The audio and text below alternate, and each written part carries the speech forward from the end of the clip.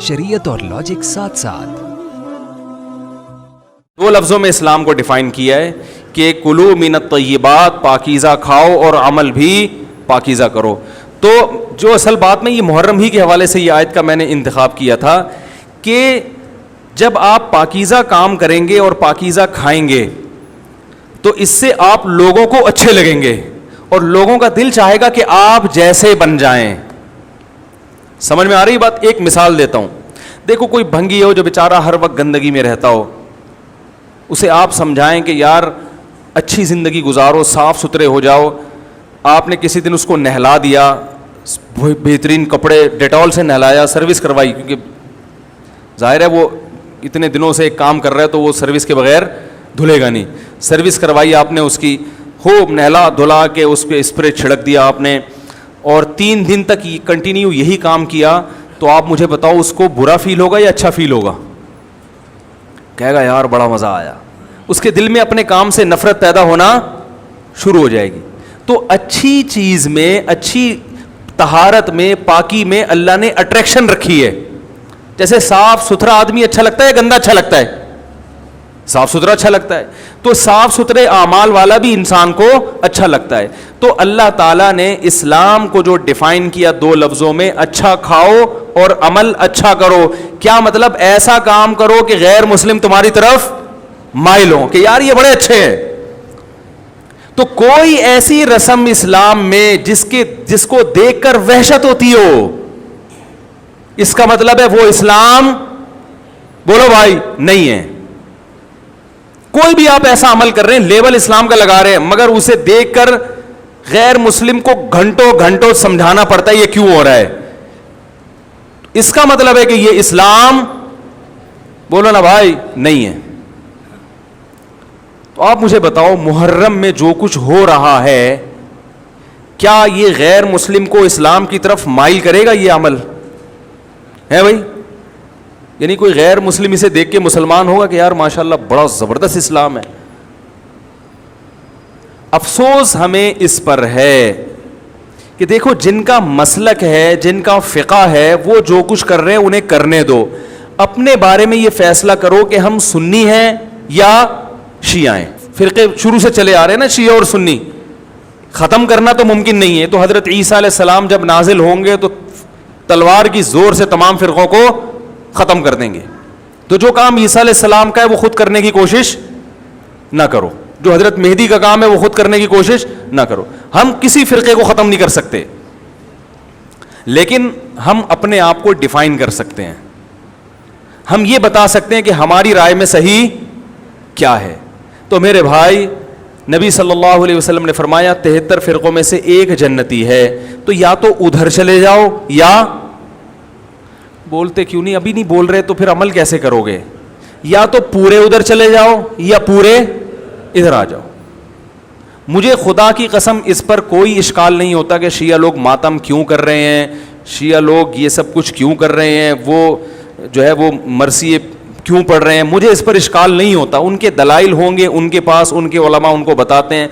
वो कब कहते हैं कि हम सुन्नी हैं? वो कब कहते हैं कि हम सहाबा को हुज्जत समझते हैं? एक चीज़ का उन्होंने दावा ही नहीं किया, तो हम उन पर वो क्यों थोपे उनके सर पे? लेकिन मैं आपकी बात कर रहा हूं, मैं उन लोगों की बात कर रहा हूं जो अपने आप को सुन्नी कहते हैं। तो भाई फिर सुन्नी हो तो जो अहले सुन्नत वल जमात के जो चारों मकातिब फिक्र हैं, हनफी, मालिकी, शाफी, हम्बली, अहले सुन्नत के हैं ना, इनकी किताबों में कहीं भी इस तरह की कोई चीज, बोलो भाई, नहीं है। मातम करना अहले सुन्नत के यहां जायज नहीं है। नबी सल्लल्लाहु अलैहि वसल्लम ने मैयत पर चीखो पुकार करने को हराम करार दिया है। नोहा को, जो मैयत पे रोना पीटना होता है, गरेबान चाक करना, इस अमल पर आप सल्लल्लाहु अलैहि वसल्लम ने लानत फरमाई है। सही बुखारी, सही मुस्लिम की हदीसें हैं। हजरत जाफर तैयार रजी अल्लाह ताला अन्हु, नबी के सगे चचाजाद भाई, मैदान जंग में शहीद हुए। 4 बीवियां बेवा हुई हैं, छोटे छोटे बच्चे यतीम हो गए। आपने उनकी बीवियों को जोर से रोने की इजाजत नहीं दी। इतना गजबनाक हुए, जब वो बाज नहीं आए, आपने फरमाया इनके मुंह पे खाक फेंक दो। हालांकि बेवा हुई हैं, काबिल तरस हैं, لیکن چیخ کے رونے کی اجازت, حالانکہ وہ تو اہل بیت میں سے تھے, حضرت جعفر طیار ظلمن شہید ہوئے تھے.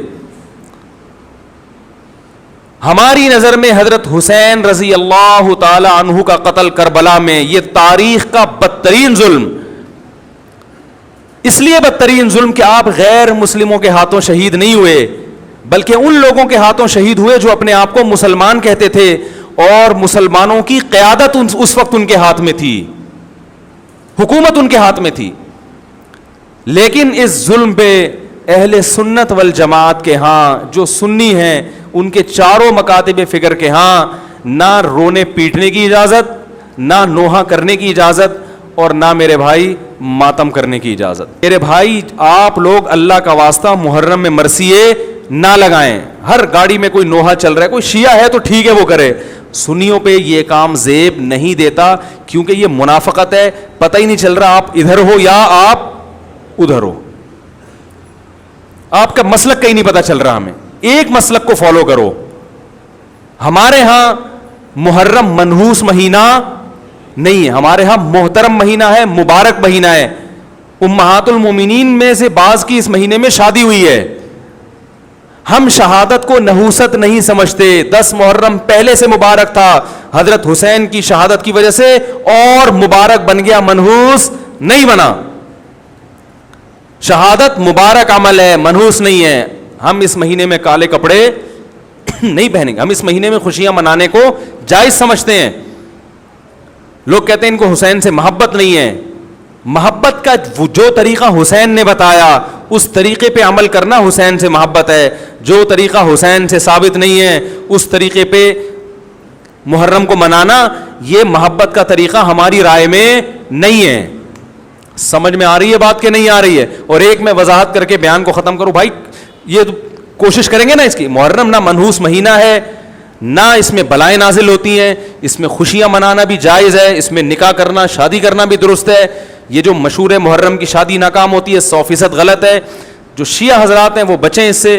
ہمارے ہاں یہ بالکل اس کی اجازت ہے, آپ محرم میں نکاح بھی کریں, محرم میں آپ اپنے بچوں کا عقیقہ بھی کریں, آپ اس جو ہے جو بھی خوشیاں ہیں آپ اس کی کریں, تاکہ اسلام کا جو رخ ہے نا, اسلام میں کوئی مہینہ منحوس نہیں ہے, تاکہ غیر مسلموں کے سامنے کم از کم ہماری طرف سے جو اسلام پیش ہو وہ یہ والا ہو, ان کی طرف سے وہ والا ہو.